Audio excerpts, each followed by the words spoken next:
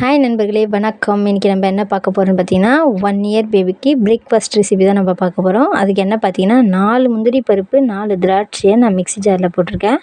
கூடவே அது கூட தண்ணி ஆட் பண்ணி நான் வந்து நல்லா பேஸ்ட்டாக அரைச்சிக்க போகிறேங்க. முடிஞ்ச அளவுக்கு நீங்கள் நல்லா ஒரு 1/2 அன் ஹவராவது இல்லை ஒரு 10 மினிட்ஸாவது ஊற வச்சு அரைச்சிங்கன்னா உங்களுக்கு வந்து நல்லா க்ரீமியாக கிடைக்கும். எனக்கு டைம் இல்லாததுனால நான் அப்படியே போட்டு அரைச்சிருக்கேங்க. இப்போ அதை அரைச்சி விழுத நம்ம ஒரு பக்கமாக எடுத்து வச்சுட்டு ஒரு பேன் வச்சுக்கலாம் கேஸில். ஒரு பேன் வந்து வச்சதுக்கப்புறம் நம்ம 2 டேபிள் ஸ்பூன் அளவு கோதுமை மாவு போட்டுக்கலாங்க. கோதுமை மாவு போட்டுட்டு நல்லா வந்து நம்ம ப்ரௌன் கலர் வர வரைக்கும் நல்லா வந்து வறுத்துக்கணும். இது வந்து ரொம்ப வந்து நமக்கு வந்து தீயக்கூடாது. தீயாமல் நமக்கு வந்து இதை வறுக்கணும். நல்லா கலர் சேஞ்ச் ஆகி ப்ரௌனாக வரணும், ஆனால் தீயக்கூடாது. இதை கேர்ஃபுல்லாக நீங்கள் வந்து பார்த்துக்கோங்க. தீஞ்சு போச்சுன்னா ஸ்மெல் அண்ட் டேஸ்ட்டு அப்படியே கம்ப்ளீட்டாக வேறு மாதிரி ஆகிடும். அதனால் இதை மட்டும் கேர்ஃபுல்லாக வந்து நல்லா வறுத்துக்கோங்க. எந்த அளவுக்கு நான் வறுக்கணும்னு சொல்கிறேன் பாருங்கள். எந்த கலர் சேஞ்சு வருதோ நான் இப்போ இதில் வறுக்கிற கலர் சேஞ்சை பார்த்துக்கோங்க. அதே மாதிரி நீங்கள் வந்து வறுத்து எடுத்துக்கோங்க. வறுத்ததுக்கப்புறம் நான் வந்து இதில் 1.5 கப் அளவு தண்ணி ஊற்றிக்கிறேங்க. தண்ணி ஊற்றுறப்போ ரொம்ப கேர்ஃபுல்லாக ஊற்றிக்கோங்க, ஏன்னா வந்து மூஞ்சில் அடிக்கும். நம்ம வந்து இது நல்லா ப்ரௌனாக வர வரைக்கும் வெறும் ட்ரையாக வறுத்தோம் இல்லைங்களா, நல்லா பேன்லாம் வந்து ரொம்ப ஹீட்டாக இருக்கும். அதனால் நீங்கள் பொறுமையாக தண்ணி ஊற்றி கொஞ்சம் கொஞ்சமாக வந்து நல்லா கிளறிக்கோங்க. நான் 1.5 கப் அளவு தண்ணி ஊற்றிக்கிறேன். பாருங்கள், நம்ம கோதுமை மாவை எந்த அளவுக்கு நம்ம வறுத்துருக்குறோன்னு இப்போ உங்களுக்கு தெரியும். நல்ல ஒரு சாக்லேட் கலரில் இருக்குது பாருங்கள், ப்ரௌன் கலராக. இந்த அளவுக்கு வறுத்தா நல்ல டேஸ்ட்டு, அந்த ஸ்மெல் எல்லாமே ரொம்பவே சூப்பராக இருக்கும். 1.5 கப் தண்ணியை கொஞ்சம் கொஞ்சமாக ஆட் பண்ணி நல்லா மிக்ஸ் பண்ணிக்கோங்க. இப்போ கட்டி இல்லாமல் நல்லா மிக்ஸ் பண்ணதுக்கப்புறம் இது வந்து ஒரு திக்கான கன்சிஸ்டன்சி வர்ற வரைக்கும் நம்ம கலக்கிக்கணும். பாருங்கள், கொஞ்ச நேரம் நல்லா கொதிச்சதுக்கப்புறம் நம்ம அரைச்ச விழுது இருக்குது இல்லைங்களா, முந்திரி திராட்சை, அந்த விழுதை நம்ம இதில் ஆட் பண்ணிக்கணும். ஆட் பண்ணிவிட்டு நல்லா கிளறிக்கோங்க. அதுக்கப்புறம் ஸ்வீட்னஸ்க்கு பார்த்தீங்கன்னா நான் வந்து நாட்டு சர்க்கரை தாங்க யூஸ் பண்ணிக்கிறேன். நீங்கள் வேணும்னா இப்போ முந்திரி திராட்சை அரைச்சோம் இல்லைங்களா, அது கூடவே டேட்ஸ் கூட போட்டு நீங்கள் வந்து யூஸ் பண்ணிக்கலாம். நான் இப்போ வந்து நாட்டு சர்க்கரை தான் யூஸ் பண்ண போகிறேன்.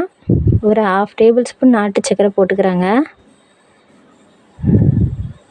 போட்டுட்டு இதை வந்து நல்லா கலந்துக்கிறேன். இப்போ இன்னும் நமக்கு நல்லா திக் கன்சிஸ்டன்சி வர வரைக்கும் நம்ம வந்து கொஞ்சம் கிளறிக்கலாம். ஒரு லைட்டான அல்வா அப்போ தான் வரணும். அந்த அளவுக்கு வந்து நம்ம நல்லா கிளறி அடி பிடிக்காமல் அப்பப்போ கிளறி விடுங்க. நல்லா ஆல்ரெடி நம்ம வறுத்ததுலேயே நல்லா வெந்திருக்கும். இப்போது இந்த தண்ணி ஊற்றி அந்த தண்ணி நல்லா சுண்டி அதில் இன்னும் நல்லா வேகிற அளவுக்கு நம்ம வந்து கரண்டி வச்சு நல்லா கிளறிட்டே இருங்க. இப்போ நமக்கு திக்காக வந்துடுச்சு பாருங்கள். இப்போ வந்து நம்ம ஒரு பவுலில் வந்து ட்ரான்ஸ்ஃபர் பண்ணிக்கலாம். எந்த அளவுக்கு அந்த திக்னஸ் இருக்குதுன்னு பாருங்கள். இந்த அளவுக்கு திக்னஸ் இருந்தால் போதும். செம்மையாக இருக்குங்க. இது குழந்த மட்டும் இல்லை, நம்ம கூட சாப்பிட்லாம். அந்தளவுக்கு ரொம்பவே ஸ்வீட்டாக ஒரு ஸ்வீட் ரெசிபி மாதிரி ரொம்ப டேஸ்ட்டாக இருக்கும். குழந்தைங்களுக்கு அப்போ பாருங்கள் எந்த மாதிரி இருக்குது, அப்போ குழந்தைங்க நல்லாவே சாப்பிடுவாங்க இதை. இது கூடவே நீங்கள் என்ன பண்ணுங்கள், வீட்டில் நான் வந்து காய்ச்சின நெய் இருக்குங்க, அந்த நெய்யை வந்து நான் இதில் ஆட் பண்ணிக்கிறேன்.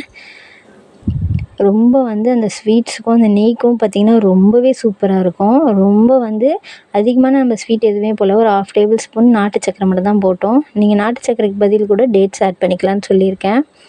இப்போ பாருங்கள், நெய்யோடு கலந்துட்டு குழந்தைங்க நல்லா ஆறுனதுக்கப்புறம் கொடுத்து பாருங்கள், செம்மையாக சாப்பிடுவாங்க. ரொம்ப டேஸ்ட்டு. அது மட்டும் இல்லை, நல்லா வெயிட் கெயின் ஆவாங்க.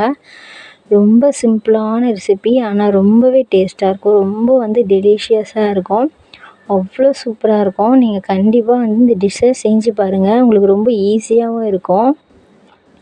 அவங்க வந்து கண்டிப்பாக மிச்சம் வைக்கிறதுக்கு சான்ஸே கிடையாது. அந்தளவுக்கு வந்து நல்லா சாப்பிடுவாங்கங்க. நீங்களே வந்து எனக்கு கமெண்ட் பண்ணுவீங்க பாருங்கள்.